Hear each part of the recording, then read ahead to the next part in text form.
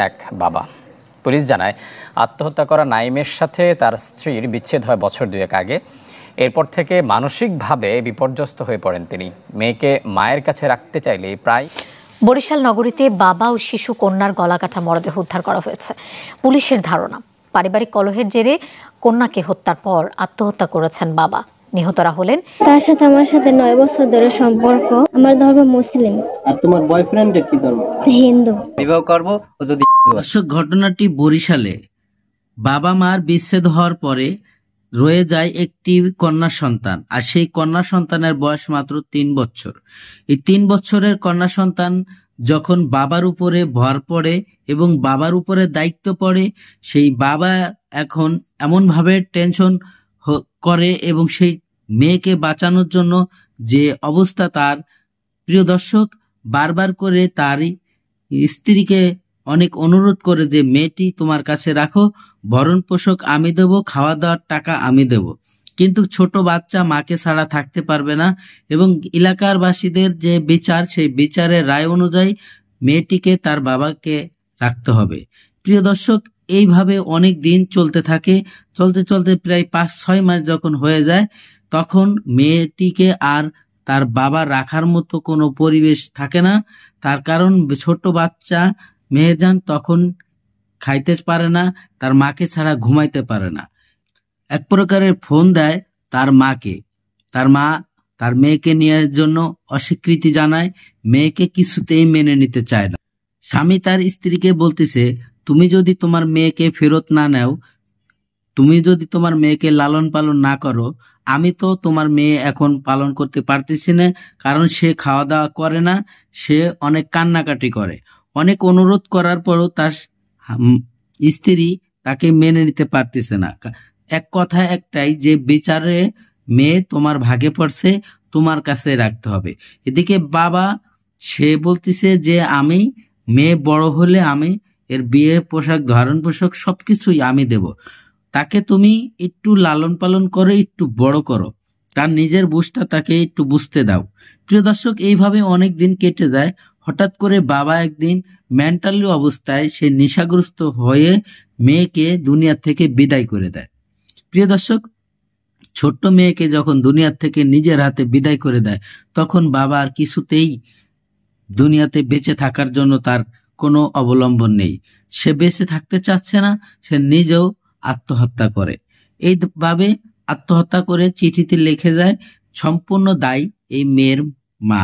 Police এসে যখন তাকে জিরা করে এবং সকল তথ্য তার মা যখন দেয়, তখন সাধারণ যে গ্রামবাসীরা আছে তারা অবাক হয়ে যায় যে বাবা এত অনুরোধ করেছে যে মেয়েটিকে রাখার জন্য তার মাকে, সে একবারও পাত্তা দেয় নাই, যার জন্য এই ঘটনাটি ঘটেছে। প্রিয় দর্শক, আমি বেশি কথা বাড়াবো না, চলুন সেই গুরুত্বপূর্ণ ভিডিওটি দেখে আসি। ভিডিওতে যাওয়ার আগে ছোট্ট করে একটি রিকোয়েস্ট করব, আপনি যদি আমার চ্যানেলের নতুন বন্ধু হয়ে থাকেন, ভালো লাগলে চ্যানেলটিকে সাবস্ক্রাইব করে ভিডিওগুলো লাইক, কমেন্ট, শেয়ার করে দিয়েন। বরিশাল নগরীতে বাবা ও শিশু কন্যার গলাকাটা মরদেহ উদ্ধার করা হয়েছে। পুলিশের ধারণা, পারিবারিক কলহের জেরে কন্যাকে হত্যার পর আত্মহত্যা করেছেন বাবা। নিহতরা হলেন নাইম হাওলাদার ও তার 5.5 বছরের মেয়ে রাবেয়া বসরি রোজা। তারা নগরের কাউনিয়া পানির ট্যাঙ্কি এলাকার স্বপ্নবিলাস বাড়ির 4র্থ তলার ভাড়াটিয়া ছিলেন। স্বজনরা জানান, স্ত্রীর সাথে ছাড়াছাড়ির পর মেয়েকে নিজের কাছে রাখতে চাচ্ছিলেন নাইম। এ নিয়ে পারিবারিক কলহ চলছিল। বরিশালে সন্তানকে হত্যার পর আত্মহত্যা করেছেন এক বাবা।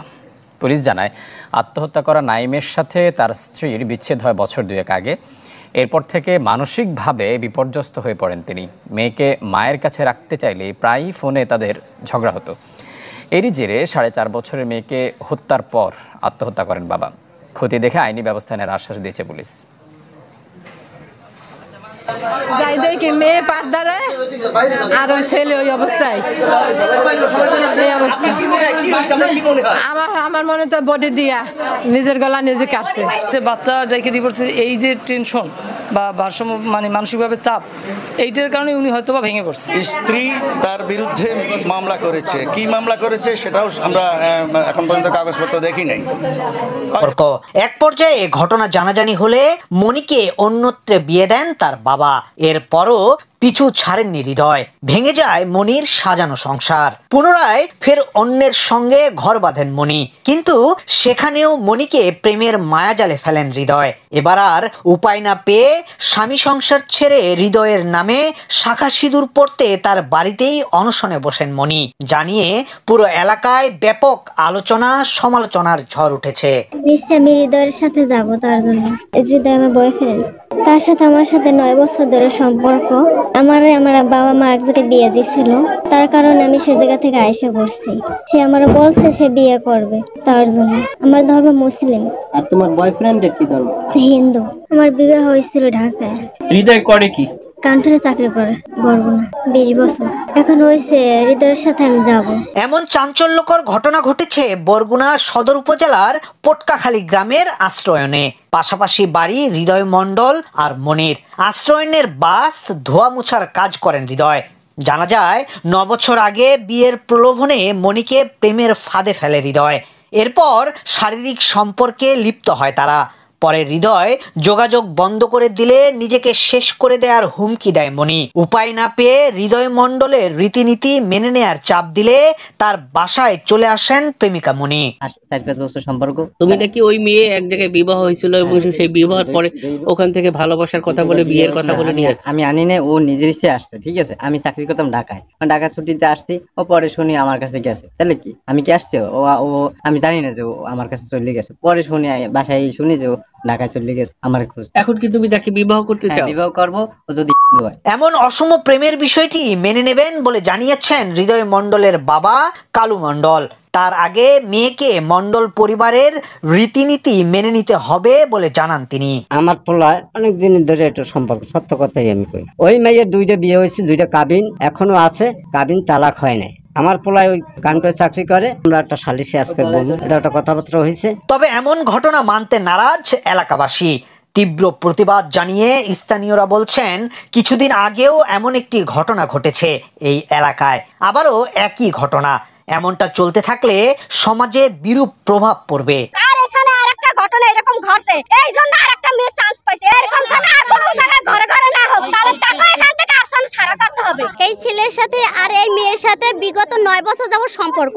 এই ছেলে এই মেয়েটার 2টা সংসার ভাঙছে এবং ওর জীবনটারে নষ্ট করছে। ছেলেকে আমরা উত্তম শাস্তি চাই যে ও 2টা সংসার ভাঙলো মেয়ের। এর জন্য ওর জন্য আমরা কঠিন শাস্তি চাই। ঘরের সুপার মেয়ে পোলার মায়ে গিয়ে দিয়ে গেছে। এবার তো সাদা সিঁদুর লইয়েছে পোলার মায়ে।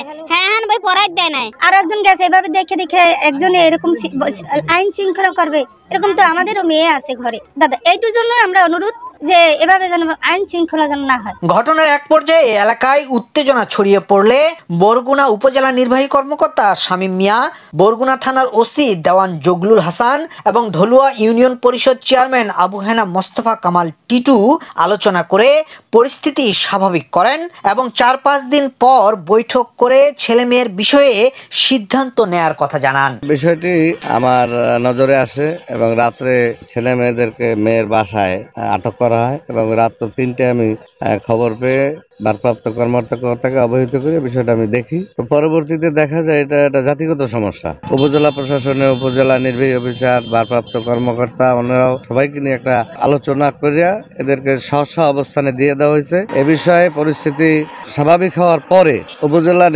প্রশাসনকে নিয়ে এই বিষয়ে আমরা বৈঠক করে পরবর্তী সিদ্ধান্ত নেওয়া হবে। ইয়াসিন আলী, সোনালী নিউজ।